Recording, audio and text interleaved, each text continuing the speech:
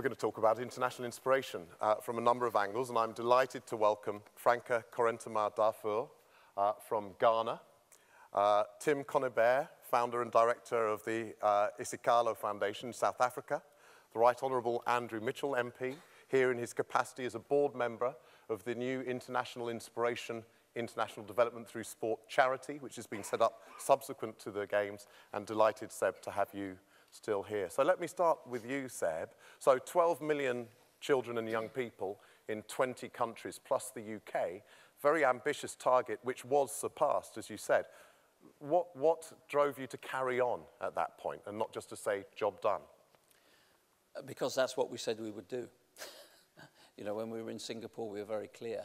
This was never just simply about 3 or 4 weeks of extraordinary Olympic or Paralympic sport. It was about driving those legacy projects, both internationally and domestically. And, you know, now International Inspiration is no longer a single program. It is a charity. We've broadened the basis of the board. We've brought in some extraordinary people. We need eventually to work to being a standalone organisation. That's going to be very important for us. And we are, I think, probably one of the most innovative foundations out there, using sport as a bridgehead into so many of those intractable issues that other activities rarely get close to. I've always thought of domestically sport being the most profound social worker in our local communities, and sport internationally being the deftest of diplomats and movers and shakers. Thank you. So when we're talking about these numbers, it's easy to get very, far away from actual experience. So Franka, we're delighted to have you here today. And really, I'd like to invite you just briefly to tell us a little bit about the role which you've seen sport play in people's lives in your community. Okay, thank you very much. I was born into a very poor family, and as a kid, I was just supposed to finish junior high school and then I'll learn a trade. But as a young kid, I knew I wanted more than just learning a trade. So I fought for my right for education, and I was able to get to the university. I was introduced to sports, international inspiration at the university, and my experience through sports has gone beyond the classroom tutoring. What I can say is that through sports, I've been able to build my confidence, because the kind of trainings and activities that they take us through, it revolves around respect. It revolves around putting the young people at the center, and also revolves around empowering the young people to kind of take responsibility for their actions and then their responsibility. So I've kind of learned so much about it, and it also surrounds cultural awareness, equality. In Ghana, there's kind of a lot of pride placed on the male child, but International Inspiration seeks to teach about equality. And as a young woman, I think I've been empowered through their activities. And then when I get to go to these communities, I get to share my stories with them, that I come from the same clan and the same family as you are, but I've been able to fight, and through this sporting activities, I've been able to get to where I am. So I use my story as an example, and I used to encourage the other young people. Thank you, Franka. I should say that as we go up, all of us, to the 9th floor later tonight, there's an opportunity to talk with all of the shortlisters and the panelists that you've heard here tonight, if you want to know more. I'll hope to come back to you in a minute. Andrew, as a recent Secretary of State for International Development, you must have been much in demand in terms of going into various charities and aid organizations to help them. Why did you take up the challenge of international inspiration? What is it about sport in international development which delivers something that other things can't? Well, I've seen the enormous power that sport has in this area. And in a way, the best example I can give of that was as part of a social action project in which I and many others were engaged in Rwanda, where we offered tuition for both football and for cricket. We had no idea how many people would turn up. We managed to blag from the FA a large number of football shirts. But we turned up, and 1,000 young people turned up for the football.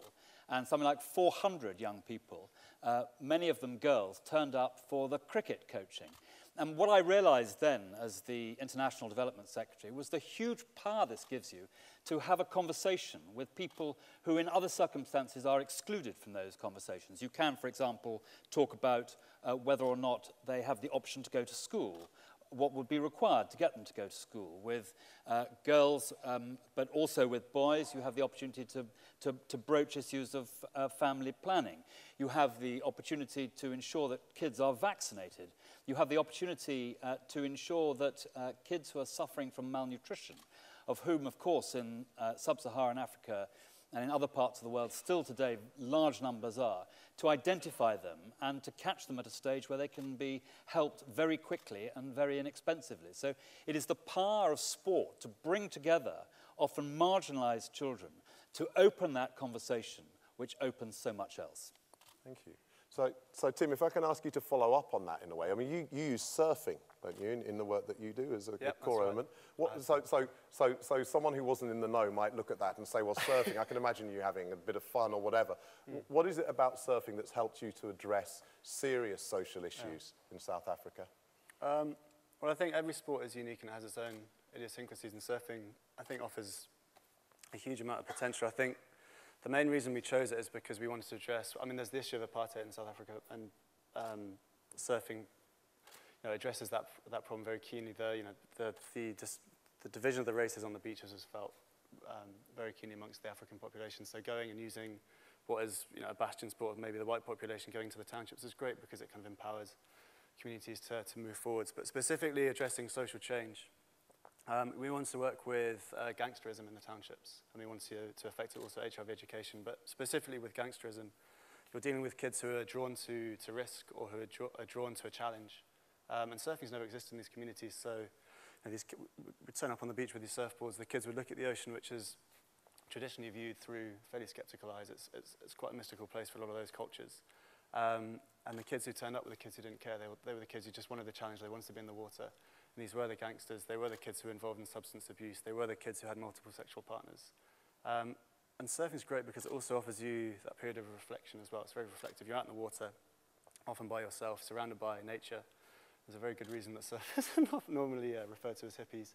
There's a really nice, it gives us a really, really nice opportunity to encourage kids to reflect on their own behaviors, their own past, and where they're going. So surfing, I mean, I could talk about it for hours and hours and hours, but it's great. And it's a lovely contrast in a way with the School of Hard Knocks, where once again, a very specific set of values and characteristics around a sport can serve the social purposes. Exactly. Franka, I just want to come back to you for a moment. These are the Beyond London 2012 awards. How has the involvement of international inspiration in the work that you've been doing, what kind of reputation or profile did the London 2012 Games have in Ghana? Okay, I think the international inspiration kind of speak about equality. And in Ghana, if you are a person with a disabled, you are kind of not even considered. But when we look at the Paralympic Games and what the wonderful thing that they are doing, we are kind of encouraged that they also have some kind of potential that they can also contribute. So it was kind of very important. And in all the trainings of international inspiration, they make sure that they use like equality as one of the central key that they address, and then also empowerment of women. I think one thing they made us understand is that for a holistic development to be achieved, women has to be part of the development process. So girls were encouraged to participate in sports because it brings out their leadership activities. Since through the activities you get to lead, you get to take decisions, something which is not kind of in line with our system of education. So I think it was very helpful to us. So I'm really interested, Seb, to hear about some of the plans for the future now, more specifically. So the new charity is being formed. What will be different, and what will you look to carry on in a similar way? Well, first of all, we want to carry on the vision. I mean, the vision is very important, and that for us was absolutely using sport in exactly the way Andrew's talked about it, starting a global conversation with young people. It's the easiest and probably the most straightforward way of doing that. We want the one great thing about the charity, the great thing about the foundation now, the charity, is that we don't over-engineer things. Let me give you a really good example. 17,000 young people die every year in the flood season in Bangladesh. They die because they can't swim. So what is the most needed thing to put into those communities? Swimming coaches. So, you know, it's really important for us to, what we do is we spend a lot of time understanding what those needs are. We don't go in and try and recreate or, in a way, build new projects that are maybe not in alignment with what is going on at a local level. We take our time and we come in with some horsepower, and that is the most important thing. The biggest challenge, of course, will be continuing to be able to resource ourselves going forward, fundraising and all those other things, and bringing on, you know, the great partners that I think will want to come and join us, and to be seen really targeting very carefully and developing that approach where sport is really the bridgehead to so many of those other big and intractable issues that, you know, are really needing challenge. Thank you. Andrew, just listening to Franka talking about equality and inclusion, I wonder if you could say a bit more from the strategic perspective about the role of focusing on girls and women in programs like the program supported by International Inspiration, and the power, the effect that that can have. Well, you can't really begin to understand international development unless you see it through the eyes of girls and women, because it is girls and women who bear the brunt of the extremes of poverty. If you think, it's very easy for us, tragically, to understand how women bear the brunt of disorder and instability and conflict, but also in the front line against starvation and malnutrition. It's women who tend to fend for their families. 70% of all the farmers around the world are women, in fact. So really, unless you see it through the eyes of girls and women, you're not really getting to international development. And if you look, for example, at one of the Millennium Development Goals up to 2015, which has been the most successful, it is trying to ensure that most children in the world complete primary school education. And as we've made progress in all of that, the some 65 million children who don't go to school today because they don't have a school to go to are largely women and disabled people. And it is tackling that which should be an absolute priority in what we do. Thank you. My last question is to you, Tim. You agreed to come and join us tonight because you believe in the power of international inspiration. What's international inspiration done for your programme? Well, actually, I think Seb's point about horsepower is probably the most pertinent, because if, very briefly on the history of Waves for Change, it started about as grassroots as you can go. It literally was started by the guys who used to get back in the back of my car and we'd go down to the beach. So Apiwe Cheche, Bongani and Lorville, two young South Africans who 19-year-old, 20-year-old kids who wanted to learn to surf. We had this vision of actually taking Waves for Change to other township communities, broadening it. We had no capacity. I had a background in education. They had never surfed before. They could barely swim, but they learned, and they thought, well, this is a great vehicle to attract more youth. So IN gave us a capacity development grant. That connected us, you know, obviously with the brand name. It allowed us to open conversations with national, international sports federations, you know, the International Surf Association, Surfing South Africa. Through the IN network, we got connected to organisations like the Kicking Aids Out network, who had a big focus on, you know, community development through community, you know, empowering communities to actually take charge. So we developed some coach development pathways, which essentially enables all of our coaches to develop through the organisation. So eventually, 5 years, you know, down the line, Waves for Change is owned by the community, which is the end goal. And then the impact, you know, we've just completed our second year. You've got the first 6 South African internationally qualified surf coaches from the townships. We entered the highest number of African surfers into a nationally accredited surf competition last year. You've got, I think it's now 6 registered schools from Kailitra and Masipuna. That's the first for the Western Cape. And it's growing. We just had 2 guys from the local community who had been down to the Monoa BC beach where we're based, where 70 kids surf. You know, it used to be empty, now 70 kids a day go and surf there.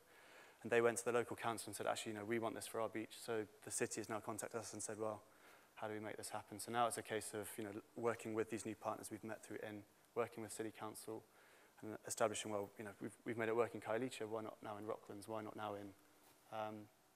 and that's pretty much, I think, where the future lies. You know, it's partnerships like this. So maybe that's a brilliant place to end in terms of looking at international inspiration, because if you'll excuse the pun, the ripple effect, I think once again, Seb and Andrew will be able to tell you about multiple examples on small and large scale of the equivalent of what you've described, of doing something in a place and other people coming and look at it and governments coming and looking and saying, we want to do that too. So the 15 million that you mentioned, Seb, actually is probably a far larger number now, because curriculums have been changed for inclusion, to really unleash and harness the power of sport. I think we could go on all evening, but we have to move to the next part of the final part of the awards. I'll say thank you to you. I'll once again say to our audience, please approach particularly Franka and Tim upstairs and ask them more. We have Debbie Lai, the Director of International Inspiration, in the room, and other colleagues. You can talk to them about it. But for now, please thank our panel. Thank you very much.